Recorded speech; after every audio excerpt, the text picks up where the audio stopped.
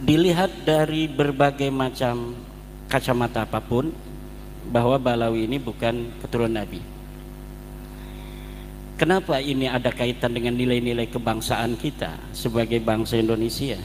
Soekarno itu sebenarnya sudah tahun 1939 mengkritisi tradisi mengkultuskan individu hanya berdasarkan genealogi ini. Tidak ada dalil yang khusus yang mewajibkan umat Islam untuk menghormati dzurriyyah Nabi. Tidak ada. Berjalan beriring dengan orang-orang Jawa, kemudian ada gundukan tanah, orang asing ini naik ke gundukan tanah lebih tinggi daripada orang Jawa, maka langsung orang itu dibunuh. Saking orang Jawa memiliki sebuah nilai bahwa kami adalah bangsa besar, bangsa terhormat. Di negeri kami bangsa asing tidak boleh untuk berdiri lebih tinggi daripada bangsa Indonesia.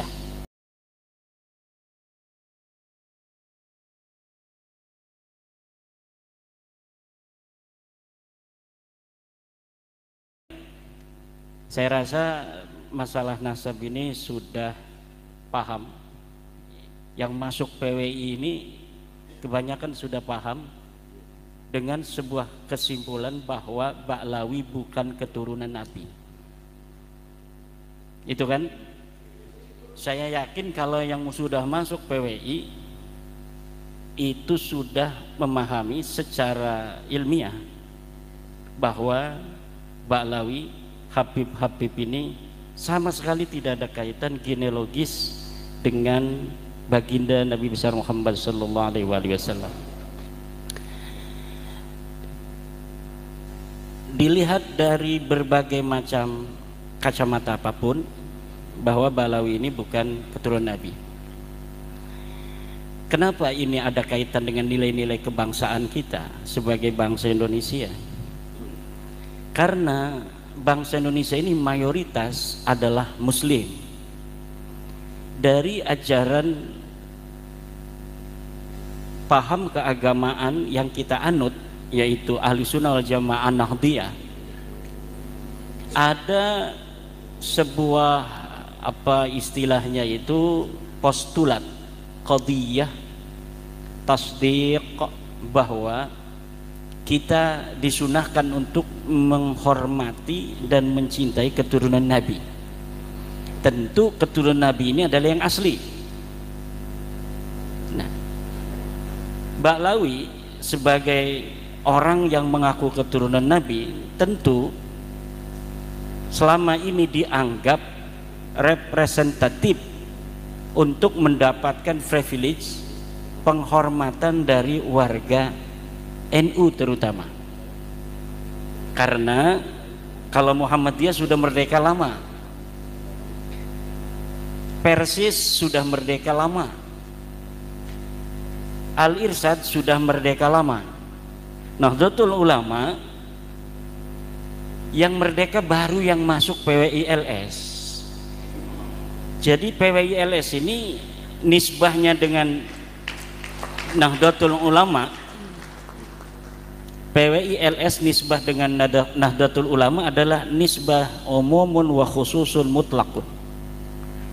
Setiap PWI-LS adalah Nahdlatul Ulama, tapi tidak setiap Nahdlatul Ulama adalah PWI-LS. Warga Nahdlatul Ulama yang telah terbebas dari perbudakan spiritual, yang Soekarno itu sebenarnya sudah tahun 1939 mengkritisi tradisi mengkultuskan individu hanya berdasarkan genealogi ini, terlepas dari apakah dalam perdebatan paham keagamaan Nahdlatul Ulama itu selaras dengan dalil-dalil yang kuat atau tidak. Terlepas daripada itu, faktanya hari ini sebagian besar kiai kita memiliki postulat kesunahan, bukan kewajiban, karena tidak ada dalil yang mewajibkan. Kepada keturunan Nabi yang asli pun tidak ada sama sekali dalilnya. Kalau kepada ahli bait itu dalilnya neriktik, kalau istilah orang Banten. Banyak sekali dalil kita diwajibkan untuk menghormati ahli bait, yaitu Sayyidatuna Fatimah Zahra, Sayyidina Ali, Hasan dan Husain. Ini dalilnya banyak sekali. Tetapi untuk keturunannya ini hanya merupakan sebuah kesimpulan ilmiah, tesis daripada pandangan beberapa ulama kita. Tidak ada dalil yang khusus yang mewajibkan umat Islam untuk menghormati dzurriyyah Nabi. Tidak ada. Adapun pendapat yang mewajibkan seperti Imam Asy-Sya'rani dan sebagainya, itu hanya dari sisi tasawuf spiritual.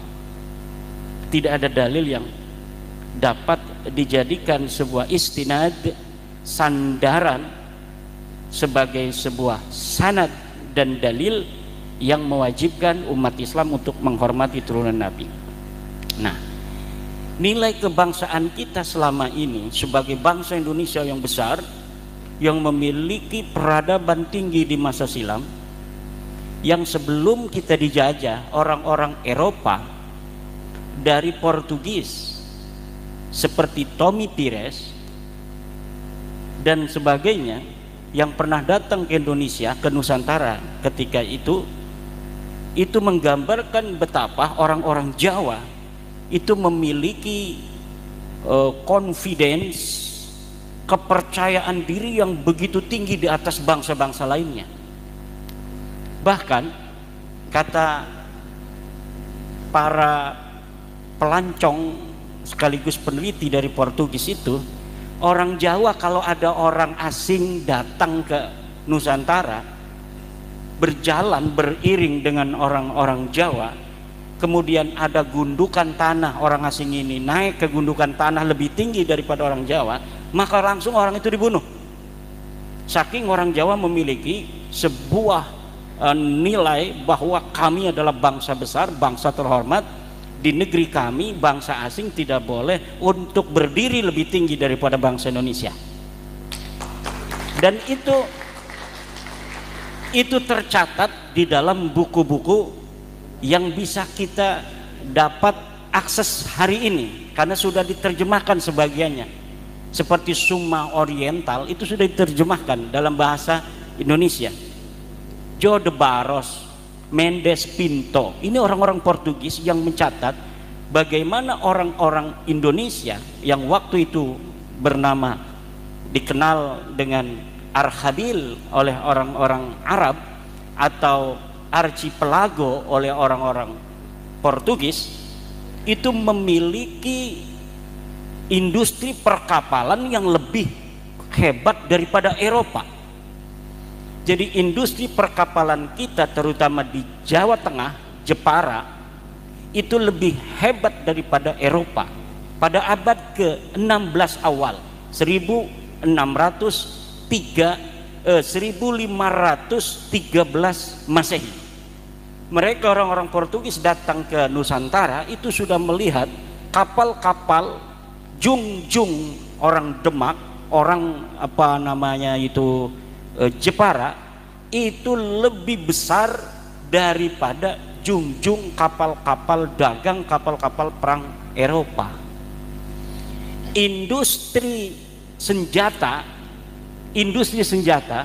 itu sudah ada di tanah Jawa pada saat itu. Jadi jangan dikira kita ini orang primitif yang hanya menggunakan pedang dan tombak. Meriam dan senapan itu sudah ada di abad ke-16, abad ke-17. Ketika Belanda,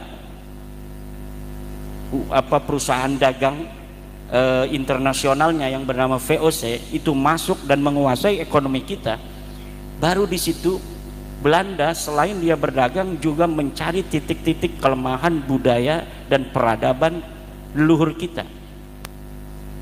Kalau kita mau dihancurkan dengan langsung berhadap-hadapan dengan orang asing, orang Jawa nggak bakal kalah. Maka caranya bagaimana?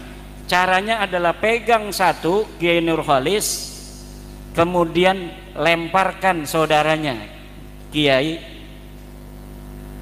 Ridho. Caranya begitu. Agar apa? Nanti saudara dengan saudara itu saling bersaing, saling bertarung.